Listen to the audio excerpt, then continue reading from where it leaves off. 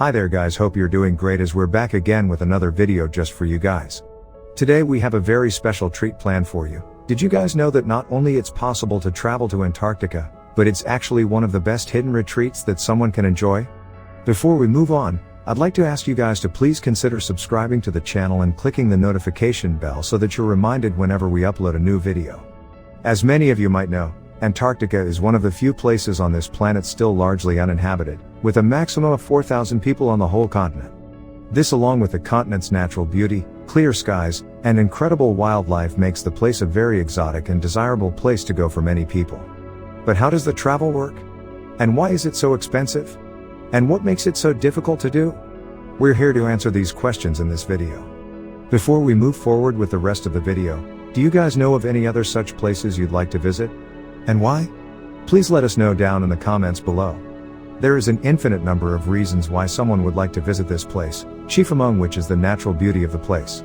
The blue seas, the tall white glaciers, untouched mountains, and wildlife are sure to attract anyone. And all of that from within the comfort of a guided trip is sure to attract buyers. But before you get too excited, you should listen to the cost. With the cheapest plans near $8,000 per person, it's no wonder the place is considered exotic. But what exactly is the reason behind this, and is it worth it? Watch till the end to find out.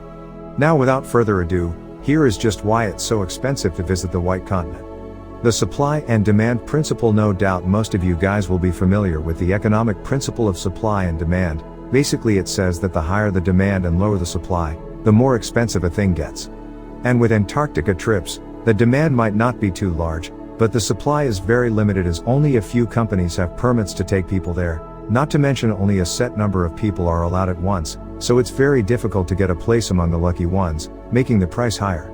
Seasonal limits. It's no unknown fact that Antarctica is one of the coldest places on this planet, and as a result the winters there are extremely cold there, too much for scientific expeditions, let alone leisure cruises. And worst of all, Antarctic winters are actually month-long nights, so traveling is only available in special summer months, late November to February, according to Southern Hemisphere seasons. This makes it harder to plan trips and raises costs. Expertise. As most of you can guess, traveling through the dangerous waters of the South Pole is not a simple task, and as such very special equipment and operators are needed to travel there. Military-grade ships, highly trained crew, and special provisions are needed, and this hikes up the prices as you can imagine. Not to mention that crews on these expeditions are generally great in number, with the crew-to-passenger ratio being as high as 3 to 4, and so their pays also end up taking a huge chunk. Travel options, of course, being such specialty trips, the exact plan or itinerary as it's called, can greatly differ. A great deal of them start from Chile or Argentina, some even from Buenos Aires. After that they can fly to the mainland or take the long passage across Drake's Passage, the sea separating South America from mainland Antarctica. After that there are the detours. Southern Georgia and the Falkland Islands are very popular, because of their wildlife and natural beauty. All of this increases the price even more. Travel length. As we just described, these trips can be elaborate, with just the first crossing take a day and a half, and so the trip takes a long time. The shortest ones can be done in 8 days and the longest ones can take up to 3 whole weeks of exploration. And as a result, the cost can wildly increase with the lengths of the trips. There is also the matter of stops. Some trips merely take you near the coastline, while there are others that will take you to shore and allow exploration much closer. These require more time, more experts, and more importantly more money, which explains why some of the bigger trips get so expensive. Activities. There's more to a trip than just sightseeing in general, and one of these levels requires many other demands. This however introduces a whole slew of costs as well.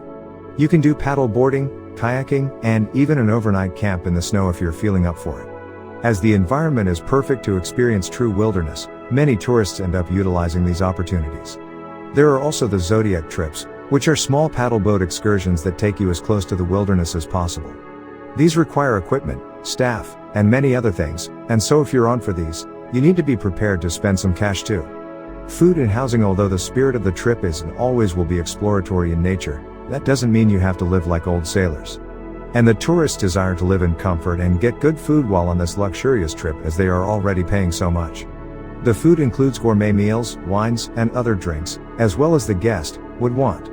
And the rooms are not shabby either. They can have private balconies, multiple room suites, and even heated saunas, all of which cater to the richest of the rich who decide to make the trip. All of that obviously makes the capital required for traveling high, which the tourists pay happily. As such, a trip earns the cost.